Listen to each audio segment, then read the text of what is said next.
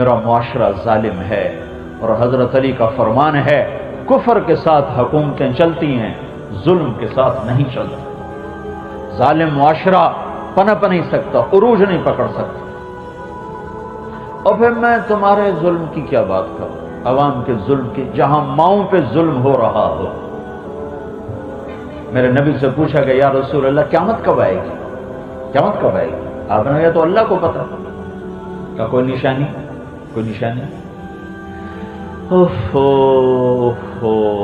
تو آپ نے فرمایا جب ماؤں کو ذلیل کیا جائے گا تو قیامت آ جائے گی، جب ماؤں کو ذلیل کیا جائے گا قیامت آ جائے گی۔ دو نشانیاں بتائیں، دونوں زندہ ہیں۔ جب عرب کے بدو لمبی لمبی بلڈنگوں بنانے کے مقابلے کریں گے، جب عرب کے بدو لمبی لمبی اونچی اونچی بلڈنگیں بنانے کے مقابلے کریں گے، یتطاولون فی البنیان، مقابلے کریں گے ایک دوسرے سے لمبی بلڈنگیں بنانے کے، جیسا اب یہ ہو رہا ہے۔ اور جب مائیں ذلیل ہوں گی اولاد کے ہاتھوں تو میرا رب قیامت کو قائم کر دے گا۔ تو میں پوری ایک حدیث سنا دیتا ہوں، سب کو میرے نبی نے بیان کر دیا کہ یہ کائنات کیسے ٹوٹے گی، یہ ایٹمی دھماکوں سے نہیں ٹوٹے گی، یہ کائنات کیسے ٹوٹے گی۔ چند کام ہیں جن کی وجہ سے یہ کائنات ٹوٹ جائے گی۔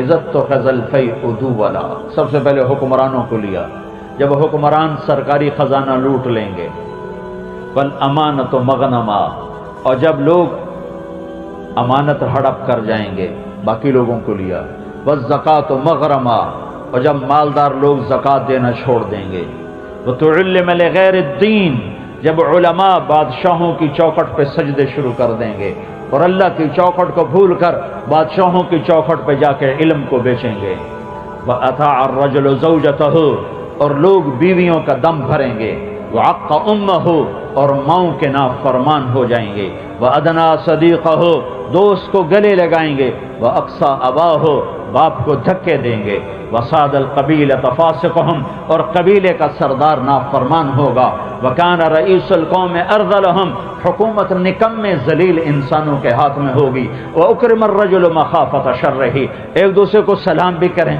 اور اندر میں بغض بھی بھرا ہوگا، اندر میں ایک دوسرے کے شر سے بچنے کے لیے سلام بھی ہو رہے ہیں اور اندر میں نفرتیں پنپ رہی ہیں۔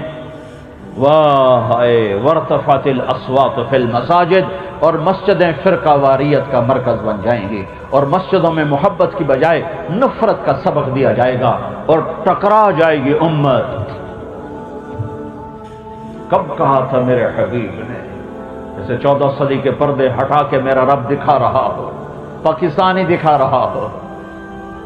وظہرت القینات والمعازف، اور موسیقی عام ہو جائے گی، اور گھر گھر سرتان تال ہوگی، اور ہر طرف گانے والیاں عام ہوں گی، اور گانے کا ہر انسان رسیا ہوگا، اور موسیقی ان کے دل دماغ پر میں رچ بس جائے گی۔ وشربت الخمور، اور شراب پی جائے گی۔ ولبس الحریر، اور مرد ریشم پہنیں گے، اور مرد ریشم پہنیں گے۔ ولان آخر هذه الامه اولها، اور پچھلے لوگ پہلے لوگوں کو برا بھلا کہیں گے۔ جب یہ سب کچھ ہوگا تو سمجھو آسمان ٹوٹنے والا ہے، زمین کپ کپانے والی ہے، پہاڑ تھر تھرانے والے ہیں، سمندروں میں آگ لگنے والی ہے، ہوائیں پاگل ہونے والی ہیں، کائنات زیر و زبر ہونے والی ہے۔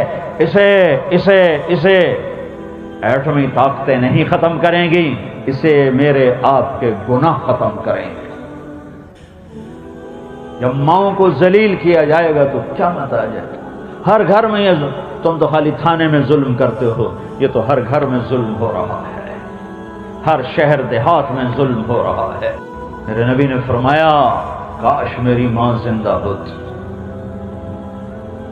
کائنات کے سردار، جنت کے چابی بردار، مقام محمود کو سجانے والے، شفاعت کا تاج سر پہ رکھنے والے، اللہ کا جھنڈا پکڑنے والے، جنت کا فیتا کاٹنے والے۔ آپ نے فرمایا کوئی نبی جنت میں جا نہیں سکتا جب تک میں نہ چلا جاؤں۔ وہ یہ تمنا کر رہے ہیں کاش میری ماں زندہ ہوتی۔ میں اس کی ایسی نوکری کرتا کہ میں عشاء کی نماز کے مصلی پہ کھڑا ہوتا اور سورۃ فاتحہ پڑھ رہا ہوتا، اور ادھر سے میرے گھر سے آواز آتی، بیٹا محمد، تو میں ماں کے لیے نماز توڑ دیتا۔ میں کہتا لبیک، میں کہتا لبیک، میں حاضر، نماز پھر پڑھی جائے گی، پہلے آپ کی سنو، لبیک۔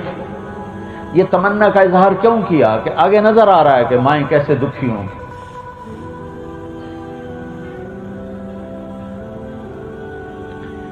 یہ رشتوں کے مقام تو دین بتاتا ہے، کوئی اناٹومی تھوڑا بتاتی۔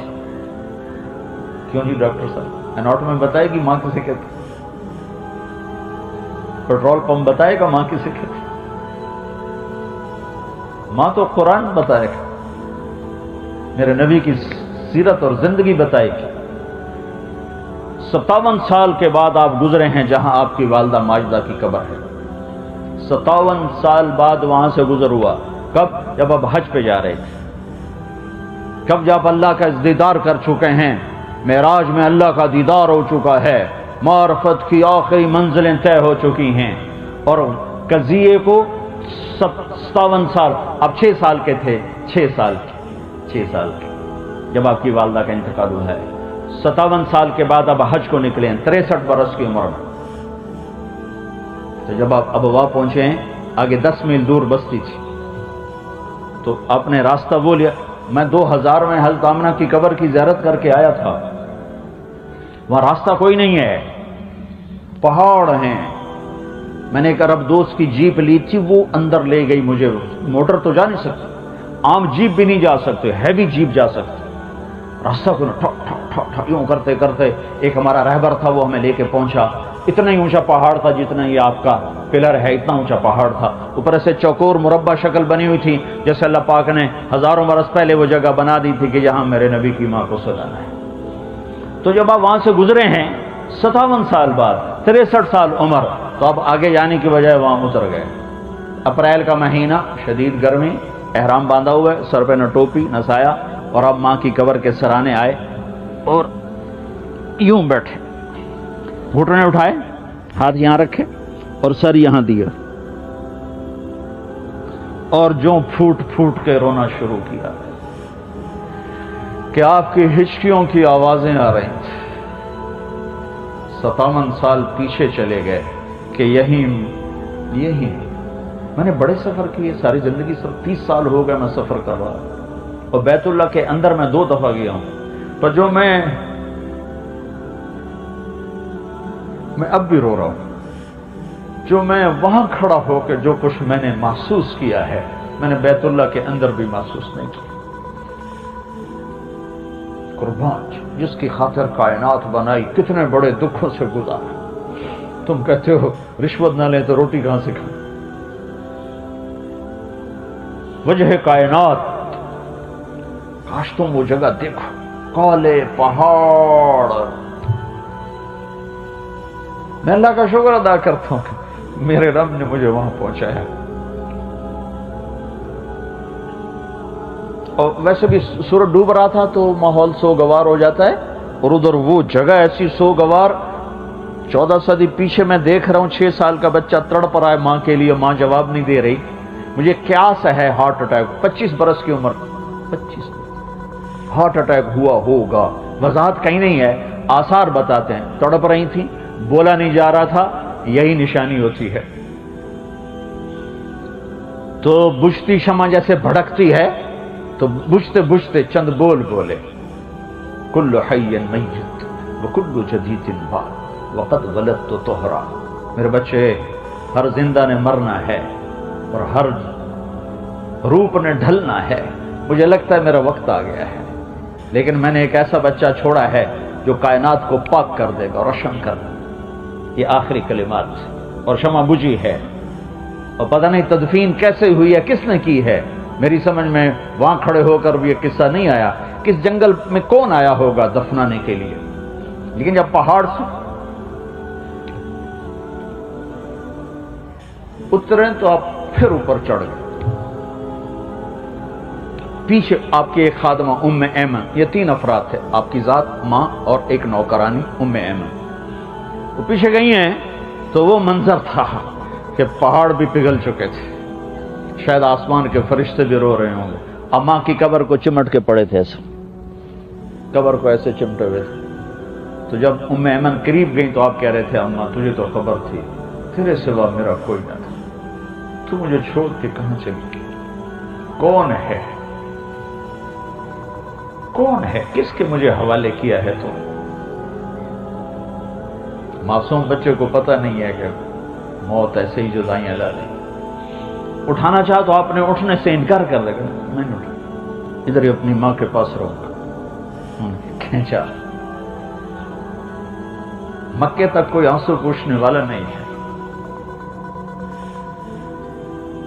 کیا بیتی ہوگی اس بچے پہ. وہ سب کچھ یاد آیا اور آپ گھٹنوں میں سر دے کے ایسے رو جیسے بچے روتے ہیں. بچے بن گئے ماں کے ساتھ،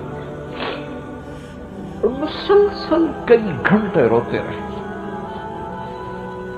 اور پھر فرمایا ادھر ہی قیام ہوگا، آگے نہیں جائیں گے. انتظام آگے تھا، 10 میل دور جہاں ابوا کا میدان تھا اور بستی تھی. کہ میں تو ادھر ہی رہ دوں. رات ماں کی قبر کے سرانے گزار.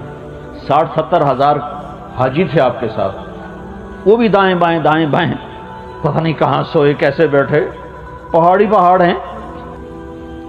زندگی بتائی ہے، ماں کا مقام بتایا ہے، سارے رشتوں کا، زندگی کے ہر شعبے میں سیرت موجود ہے. ڈھونڈو، ہاتھ جوڑ دو، ڈھونڈو. پیسہ ہی بنانا سب کچھ نہیں ہے، 22ویں گریڈ پر پہنچنا ہی سب کچھ نہیں ہے، وزیر صدر بننا ہی سب کچھ نہیں ہے، عالی شان بڑے گھر بنانا ہی سب کچھ